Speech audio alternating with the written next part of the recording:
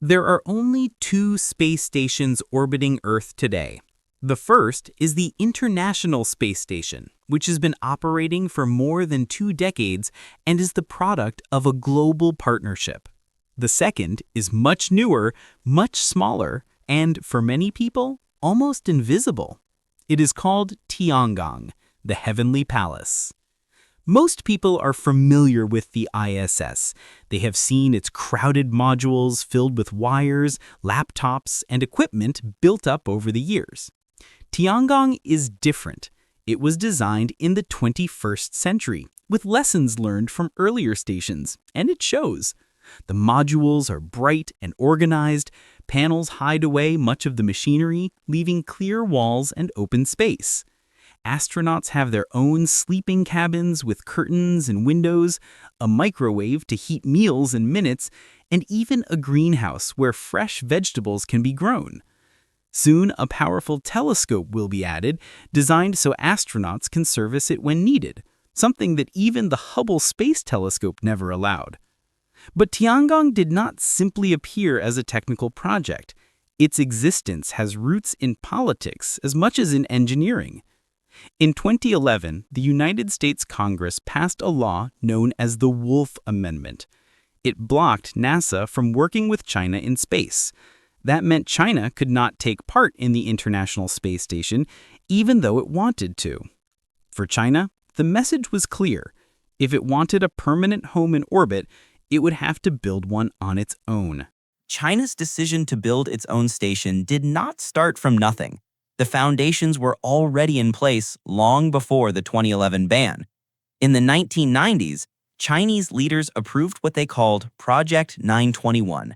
It was a 3-stage roadmap designed to slowly develop all the skills needed for a permanent human presence in space. The first stage focused on the basics: reliable rockets and crewed spacecraft. This produced the Long March launch vehicles and the Shenzhou capsules, which carried astronauts into orbit and proved that China could keep people alive and working in space. The second stage moved further. China needed to show that 2 spacecraft could meet in orbit, lock together, and allow astronauts to move between them. It also needed to demonstrate spacewalks. To achieve this, it launched 2 small test stations, Tiangong 1 and Tiangong 2. These were not meant to be permanent. Each was no larger than a bus, but they provided valuable experience. Astronauts learned how to live in orbit for weeks at a time, how to dock with precision, and how to step outside into open space wearing their own suits. During Shenzhou 11's mission to Tiangong 2, astronaut Chen Dong looked out and exclaimed simply, "Wow, spectacular." Commander Jing Haipeng replied with a laugh, "Feels cool, huh?" Their words captured something no technical report could, that even in a carefully planned program, awe was still the first response. Every part of the plan was deliberate. These early stations were stepping stones, teaching skills that would later be combined in something larger. By 2021, the third stage of the roadmap was ready. A new core module called Tianhe, Harmony of the Heavens, was launched into orbit.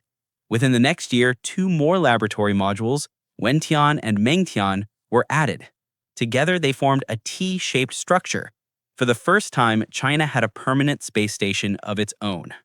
The International Space Station remains the largest spacecraft ever built. It stretches the length of a football field and contains more than a dozen modules assembled piece by piece over 2 decades. Its scale and longevity are remarkable, but they also reveal its age. Inside, the corridors are narrow and crowded. Cables run along every wall. Equipment is strapped wherever it can fit, and the design reflects the compromises of a project begun in the 1990s and constantly extended since. Tiangong is smaller, but it was designed all at once with the benefit of modern technology. The 3 modules form a T-shape, and although the volume is only about a quarter of the ISS, the interior feels more open. Much of the machinery is hidden behind panels, leaving uncluttered walls and floors. Systems that once required bundles of wires are now wireless, reducing both hazards and visual noise. The result is an environment that looks less like a patched-together machine and more like a planned, organized laboratory. Tiangong's design is also more intricate than it appears from the outside. The Tianhe core module is divided into distinct sections: a node cabin, a life support cabin, and a resource cabin. It has 3 docking hatches, one reserved for cargo, one for the telescope, and one for future expansion. These choices make the station not just compact, but deliberately modular, able to grow without losing coherence. On the outside, Tiangong is equipped with 2 robotic arms. One is about 10 meters long, the other about 5. Each can move across the station, attaching and detaching at different points, and together they can join to create a 15-meter reach. These arms allow the crew to install new equipment, move large payloads, and even help astronauts during spacewalks. In effect, the station is able to maintain itself. Life inside Tiangong was also designed with care. On earlier stations, astronauts often slept wherever there was space, sometimes floating in sleeping bags attached to a wall. In Tiangong, each crew member has a private cabin. It is small, but it has a window, a curtain for privacy, and even headphones so they can listen to music or call home without disturbing others. These may sound like small details, but in the close and stressful environment of space, they make daily life far more manageable. Food has also been improved. The ISS relies heavily on packaged meals that need time to prepare, but in Tiangong, astronauts can heat a dish in minutes using a microwave. More than 120 different meals are available, many based on Chinese cuisine, and some fresh vegetables are grown inside the station itself in a small greenhouse. During the Shenzhou 16 mission, the crew harvested cherry tomatoes and lettuce from this miniature garden. One astronaut reported to mission control that by day 5, green shoots had appeared, and they later shared the first harvest as a taste of home. In orbit, even a tomato becomes a reminder that life can follow us beyond Earth. Exercise is part of every day, just as it is on the ISS, because without gravity, the human body quickly loses bone and muscle. Astronauts use resistance machines and cycle in place to keep fit.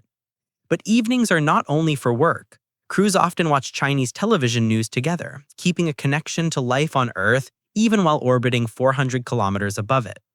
Lighting also plays an important role. The station systems change brightness and color during the day, imitating sunrise, daylight, and nightfall. This helps regulate circadian rhythms, keeping the body clock aligned with a normal schedule, which is critical for both health and mood. Comfort matters, but Tiangong is not a hotel. It is first and foremost a laboratory, built to run experiments that will answer questions about how humans can live beyond Earth.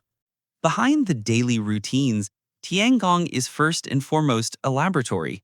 It carries 23 racks of equipment inside the modules and about 50 platforms mounted outside.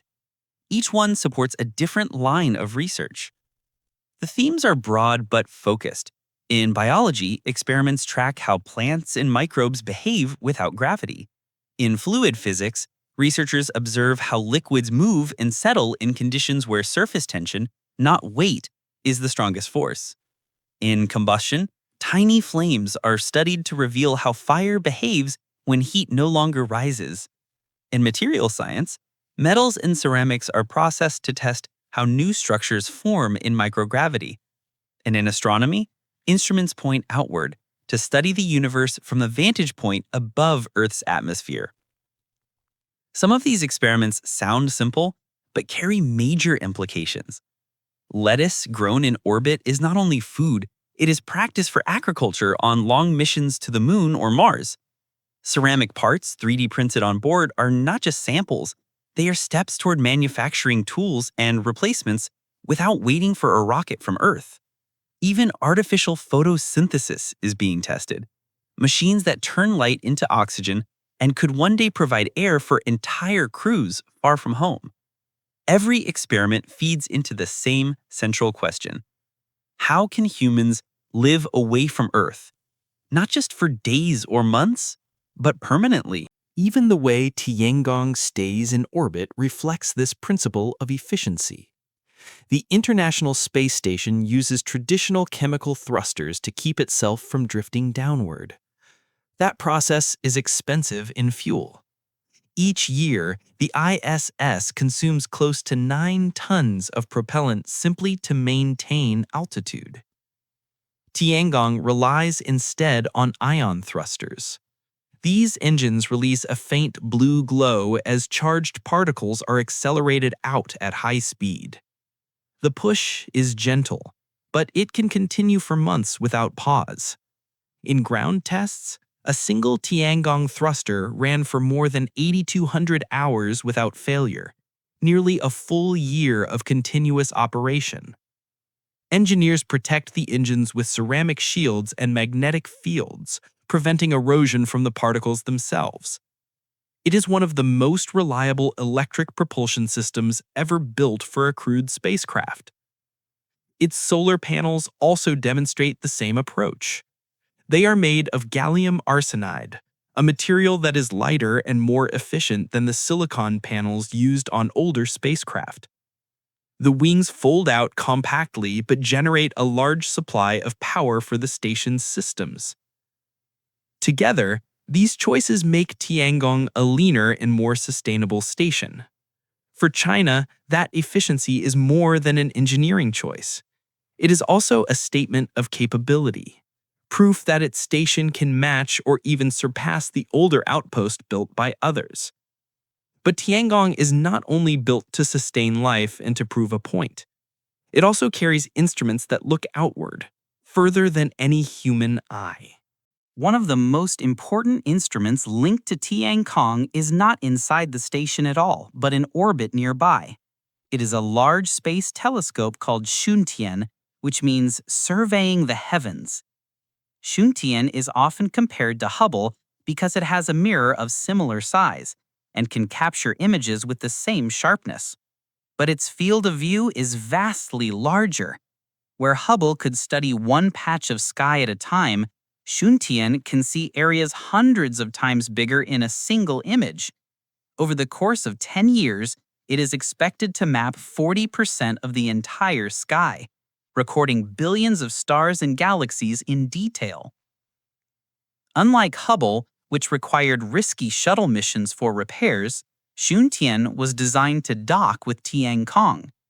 Astronauts can fly out to it, replace parts, and upgrade its instruments as technology improves. This makes it not only a powerful telescope, but also the first of its kind to be serviceable from a permanent station.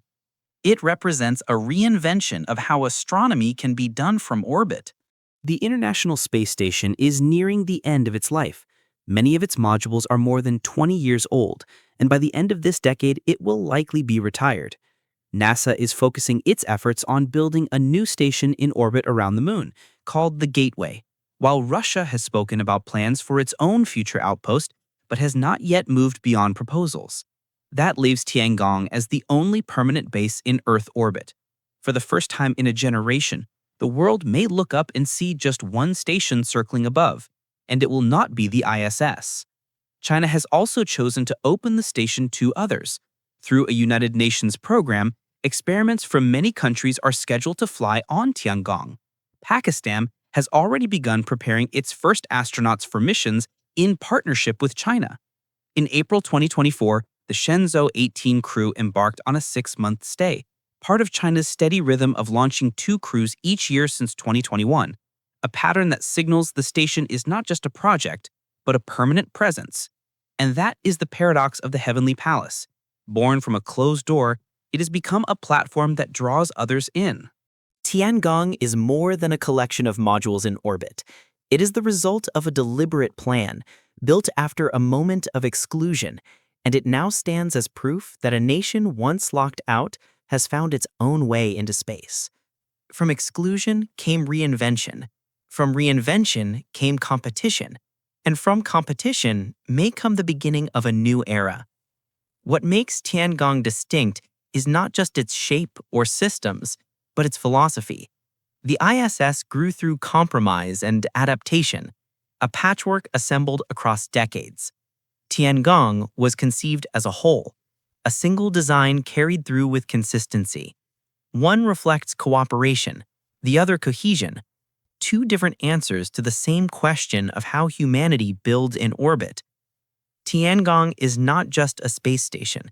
It is a palace in orbit, a sign that the future of space may not look like its past, and that the heavens are now open to all who have the will to build.